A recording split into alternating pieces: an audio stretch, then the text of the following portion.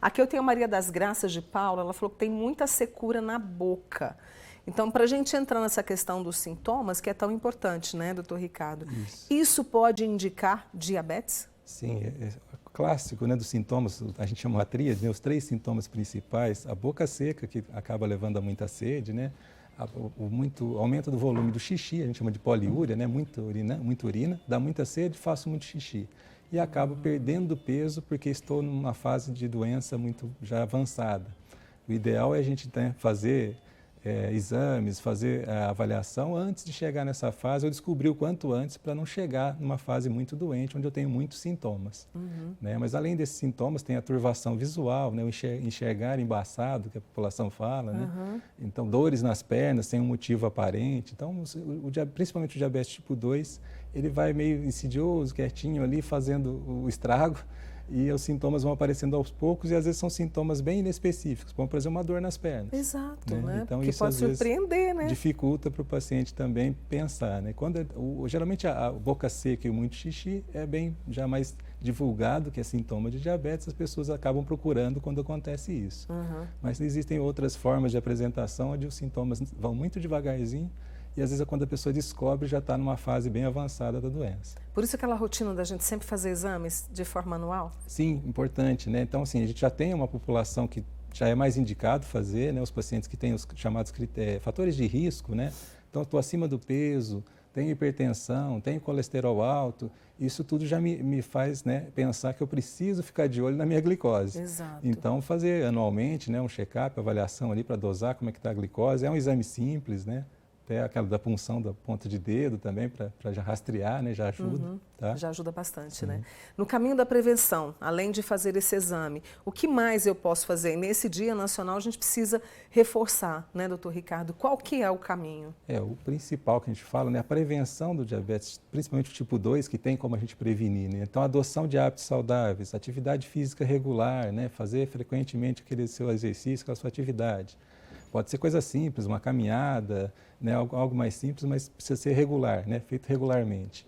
A alimentação saudável, né, que a gente vem aí já há algum tempo, né, divulgando e precisa ser cada vez mais informado, né, fugir um pouco dos multiprocessados que vão trazendo malefícios à saúde.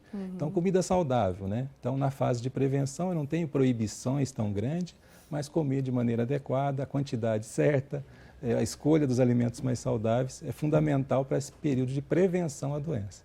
É a comida de verdade, né, doutor Ricardo? É ali a saladinha, o arroz com feijão, né? Sim, uma combinação saudável, né? Fibras, proteína, carboidrato na quantidade certa.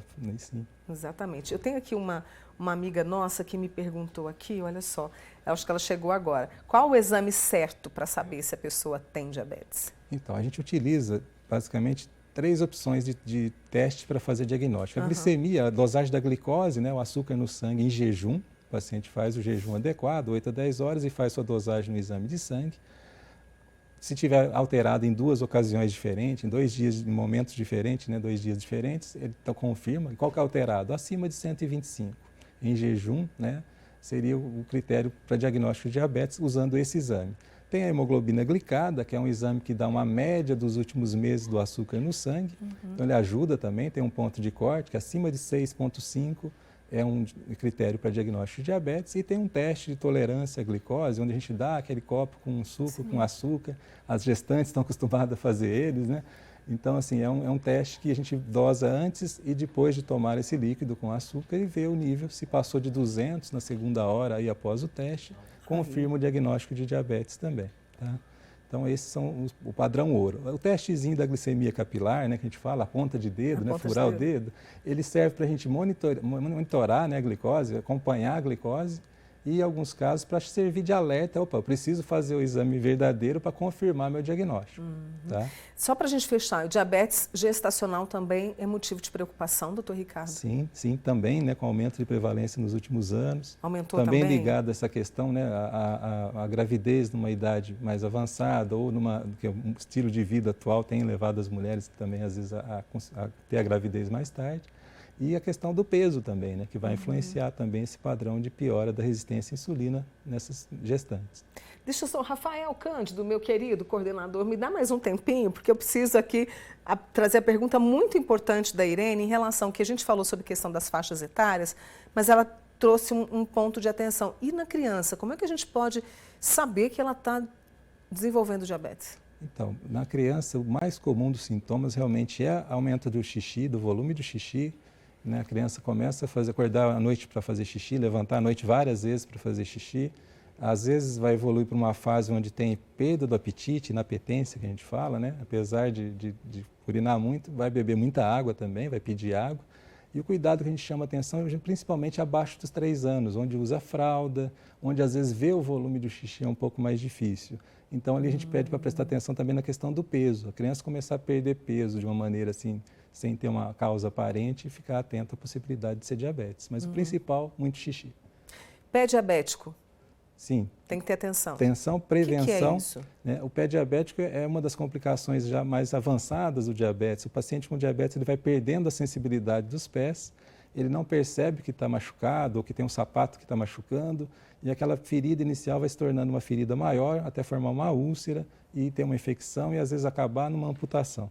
Então é uma coisa totalmente possível de prevenir, desde que a gente olhe todos os dias os pés. O paciente tem que aprender a olhar para os pés, ou algum auxiliar, algum cuidador também ajudar, principalmente no caso dos mais idosos, né, para tentar prevenir essa lesão, para preservar o pé dele ali ao longo da vida.